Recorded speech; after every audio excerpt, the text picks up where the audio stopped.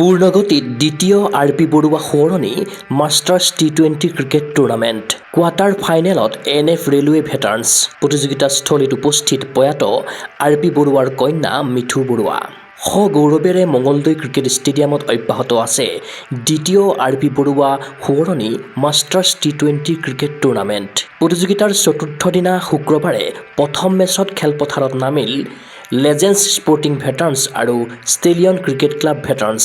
প্ৰথমে বেটিং কৰি stallion cricket ক্লাবে নিৰ্ধাৰিত 20 অভাৰত 8টা উইকেট হেৰুৱাই সংগ্ৰহ কৰে 135 ৰান। ষ্টেলিয়নৰ হৈ 41টা বলৰ বিপৰীতে মনোজ দাসে কোবালে 68 ৰান। সেইদৰে ষ্টেলিয়নৰ খেলুৱৈ উৎপল বৰুৱা আৰু মনোজ কুমাৰ গোস্বামীৰ বেটৰ পৰা বৰশীল ক্ৰমে 23 আৰু 12 ৰান। প্ৰত্যুত্তৰত 14 অভাৰতে 3টা উইকেট হেৰুৱাই বিজয় লক্ষ্যত উপনীত হয় লেজেণ্ডছ স্পৰ্টিং ভেটাৰানছ। লেজেণ্ডছৰ হৈ ৰঞ্জিত চাংমায়ে 63 ৰান স্ক'ৰ কৰাৰ বিপৰীতে দেৱৰাজ শ্ৰেষ্ঠই 20টা বলৰ বিপৰীতে খেলিলে 32 ৰানৰ অপৰাজিত ইনিংছ। ফলত 7 উইকেটত জয়ী হয় লেজেণ্ডছ স্পৰ্টিং ভেটাৰানছ। লেজেণ্ডছৰ খেলুৱৈ দেৱৰাজ শ্ৰেষ্ঠই লাভ কৰে প্লেয়াৰ অৱ দ্য মেচৰ সন্মান। আনহাতে দ্বিতীয়খন মেচত অৱতীৰ্ণ হ'ল গুৱাহাটী ছুপাৰ কিংছ আৰু এন.এফ. ৰেলৱে ভেটাৰানছ। প্ৰথমে বেটিং কৰি নিৰ্ধাৰিত 20 অভাৰত 5টা উইকেট হেৰুৱাই এন.এফ. ৰেলৱে ভেটাৰানছে সংগ্ৰহ কৰে 142 ৰান। এন.এফ. ৰেলৱেৰ হৈ দীপ বৰাই 54 ৰানৰ ইনিংছ খেলাৰ বিপৰীতে মৃগেন তালুকদাৰে খেলিলে 17 ৰানৰ ইনিংছ।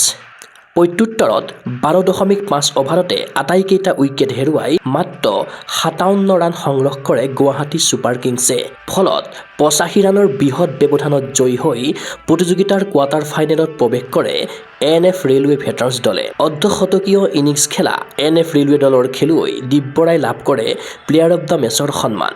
ইফালে শুক্ৰবাৰে খেল উপভোগ কৰিলে প্ৰয়াত আৰ.পি. বৰুৱাৰ কন্যা তথা প্ৰাক্তন আন্তঃৰাষ্ট্ৰীয় সাঁতোৰবিদ মিঠু বৰুৱাই। প্ৰবীণ ক্ৰিকেটাৰসকলৰ বাবে সুন্দৰ ৰূপত টুৰ্ণামেণ্টখন আয়োজন কৰাৰ বাবে আয়োজক সমিতিক প্ৰশংসা কৰিলে প্ৰতিযোগিতাখনত অংশ লোৱা প্ৰাক্তন ৰঞ্জী ক্ৰিকেটাৰ পৰাগ দাস আৰু জাবেদ জামানে। মিঠু বৰুৱাৰ পাৰ্মিশ্যন নাপালে আমি এই খেলখন পাতিব নোৱাৰিলোঁ হয় আৰু এইবাৰ আমি মঙলদৈলৈ লৈ আহিছোঁ আৰু আমাৰ উদ্দেশ্যও আছে যে এই খেলখনক আগলৈ লৈ যাম। আজি মিঠু বৰুৱাৰ লগত কথাও পাতিছোঁ যে অসমৰ বাহিৰৰ ভেটাৰান দলকো কিজানি ইনভাইট কৰিব পাৰোঁ আমি অহা বছৰ। কথা বতৰা চলি আছে। চ' খেলখনৰ বিষয়ে পৰাগ দা মিঠু আৰু জাবেদ দাক দুআষাৰকে ক'বলৈ অনুৰোধ জনাওঁ। ক'বলগীয়াটো একো নাই। মুকুটে যেনেকৈ অৰ্গেনাইজ কৰে সকলোৱে জানে, আমাৰ অসমৰ ক্ৰিকেট ফেটাৰ্নিটি সকলোৱে জানে। মুকুট কলিতা বা বাদে যেনেকৈ অৰ্গেনাইজ কৰে, চলিড অৰ্গেনাইজ কৰে। বেলেগ ক্লাব বেলেগ অৰ্গেনাইজেশ্যন সেইবিলাকেও শিকিবলগীয়া বহুত আছে। মই ভাবোঁ মুকুটে এনেকৈ যেনেকৈ অৰ্গেনাইজ কৰি আছে আৰু প্লাছ আমাৰ সেই টুৰ্ণামেণ্টটো অৰ্গেনাইজ কৰে লগত আমাৰ ভেটাৰখিনিৰ কাৰণে যিটো এটা প্লেটফৰ্ম দিলে লাষ্ট ইয়াৰৰ পৰা, সেইটো আমাৰ কাৰণে বহুত ডাঙৰ এটা কিন্তু প্লেটফৰ্ম। আৰু সেই প্লেটফৰ্মটো যাতে কণ্টিনিউ হৈ থাকে, যিমানখিনি পাৰোঁ আমিও চেষ্টা কৰিম যাতে এই টুৰ্ণামেণ্টখন যাতে মুকুটে বহুত দীঘলীয়াকৈ লৈ যাব পাৰে।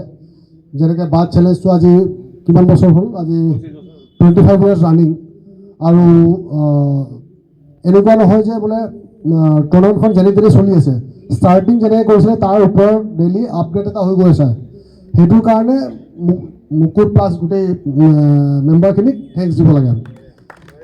আশা কৰোঁ এনেকৈ কণ্টিনিউ কৰি থাকক Mukut plus Mukut and team. Thank you. হয়, 9 স্পৰ্টছ মানে মুকুট কলিতা বুলি জানো আমি।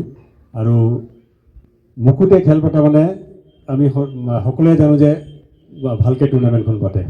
আৰু এইখন টুৰ্ণামেণ্ট খেলিবৰ কাৰণে মই যেতিয়া শুনিলোঁ যে মুকুটে টুৰ্ণামেণ্টখন পাতি আছে ডিচেম্বৰত, মই অক্টোবৰৰ পৰা ফিটনেছ কৰি আছোঁ।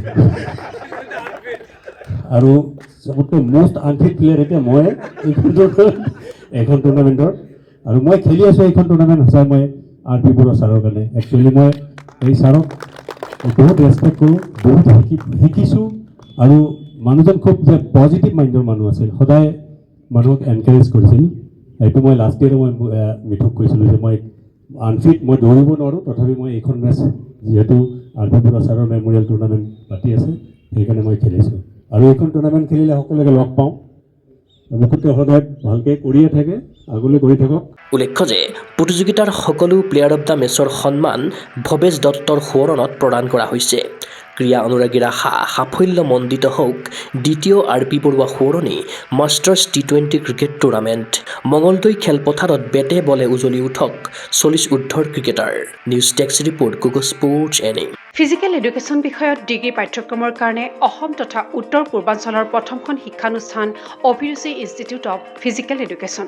2 বছৰীয়া ফিজিকেল এডুকেশ্যনৰ BPEd পাঠ্যক্ৰম আৰু 4 বছৰীয়া BPES পাঠ্যক্ৰমৰ বাবে নামভৰ্তি চলি আছে। বিতংকৈ জানিবৰ বাবে আজি যোগাযোগ কৰক। যোগাযোগৰ নম্বৰসমূহ হৈছে 9435100098, 7002 33540, 88765210998, ৱেবছাইট www.aipguwahati.in।